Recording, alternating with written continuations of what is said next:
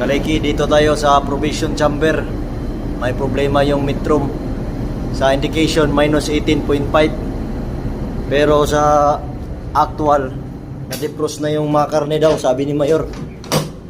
Yun nga yung one. Ano, defrost na nga. Hindi pa siya masyadong defrost, pero kailangan ito maagapan diretso.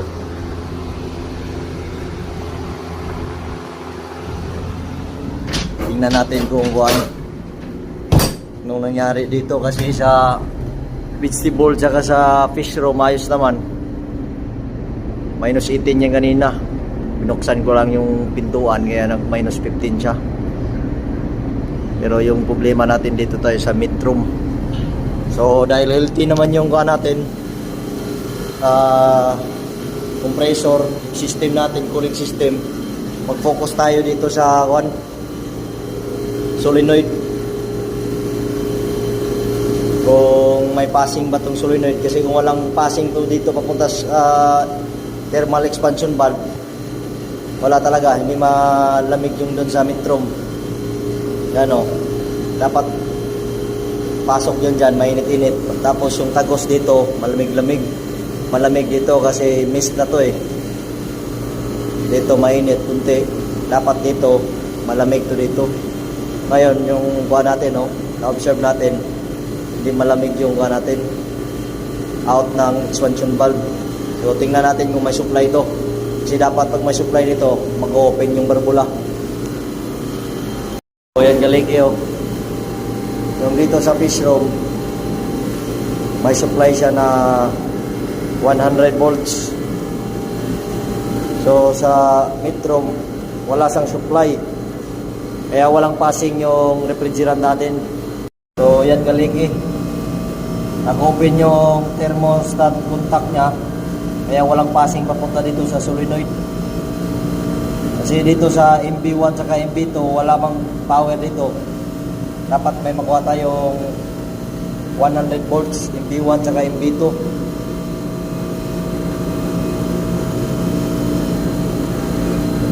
Yan wala siyang power. Pero dito sa kabila, sa fish room, yan, meron siyang 100 volts. So dahil kailangan natin ma-energize yung mapababa natin yung temperature, i-bypass muna natin itong thermostat na contact. Daan natin to sa 14 saka MB2. Subukan natin kung tumagos ba yung, wala pang problema yung MC2 natin, kung tumagos ba yung power dito. Kung dito lang ba yung may problema. So 14 saka sa MB2, sa 14 sa MC2 saka sa MB1 saka 14. Yan meron siyang voltahe na 100 volts.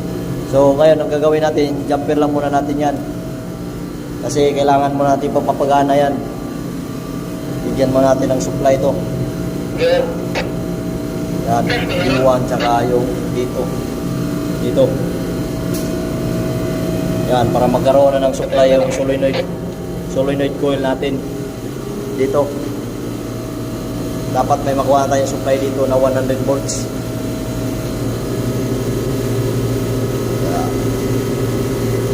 Yan, meron ng 100 volts. So ibig sabihin, tumagos na yung refrigerant natin dyan. Napunta dyan para bababa yung temperature dun sa loob. Yan lang muna gagawin natin. Tapos habang nagpapalit tayo ng thermostat,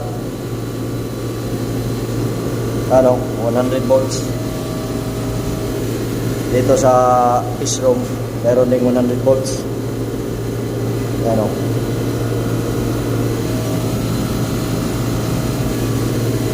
so ayos na yan, kaliki.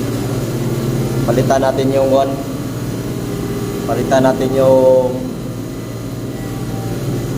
thermostat dito, controller, kung nag-close or open ba siya. So yan, nag-malfunction yung thermostat natin, kaya ni-restart lang natin, switch off tsaka switch on. Yung pag-switch on natin ulit, minus 4 to kanina, ngayon minus 2 na. So dapat ngayon, dahil naka minus 2 yan, ay naka plus 2 yan, dapat itong TH1 saka TH2, nag-close contact na yan para magkaroon ng supply yung solenoid valve natin. So kukunin natin yung bypass natin dito kung meron na ba talaga siyang nag-close contact na ba talaga. Tanggalan lang natin to. Yan o, tinanggalan natin yan ha. Tapos kukunan natin yung solenoid valve kung mayroon bang power.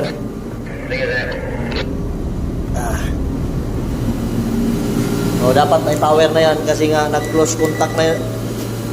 Nakabalik na siya sa tamang setting. Nag-hang siya. Kaya ngayon dapat mayroon na siyang power.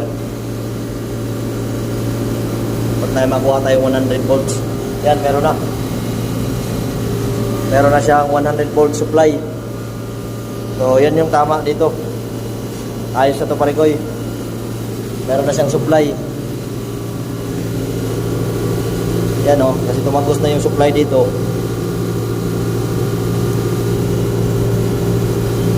So yun yung i-share natin, Parikoy. Kahit na tinitingnan natin dito minus 80 na, maganda yung reading. Kailangan pala talaga natin tingnan natin sa loob kung ano nang nangyayari. Kasi tulad nito minus 18.5, yung sa fish room minus 18 din, yung vegetable plus 5, yung labi pabayaan mo lang yung labi kasi wala namang nakalagay dito eh. So yan yung may share ko, Parikoy. Ganun na lang yung diskarte natin dyan para ano, ito yung mga sign ba na gumagana yung expansion valve solenoid natin para tatagos yung high pressure, high temperature dito, napunta dito sa expansion valve. Alagang-alaga natin to, bagong pintura namin to. Pinturahan namin ni Kadit nakaraan, kaso umuwi na si Kadit, si Migo Pasiano. Thank you, Lord. Glory to God. Ayos na, Parikoy. Yan, leg minus 18, minus 17.5, tapos plus 6. Yan na yung final outcome ng troubleshooting natin. Ano, konti na lang yung one kasi na-reach out niya na nga konti. Konti na lang yung kailangan niya i-reach out. 0.5 na lang, minus 0.5, kaya konti na lang din yung ice dyan. Pag ma-reach out niya na, sirado na itong solenoid valve. Yan. Siyempre, yan sa loob, sigurado yan. Yan o, metrum. Sa loob, automatic yan, no? Bigas na o. Yun. Tapos na yung natin. Successful yung troubleshooting natin. Ayos na rin. Yan na natin yan.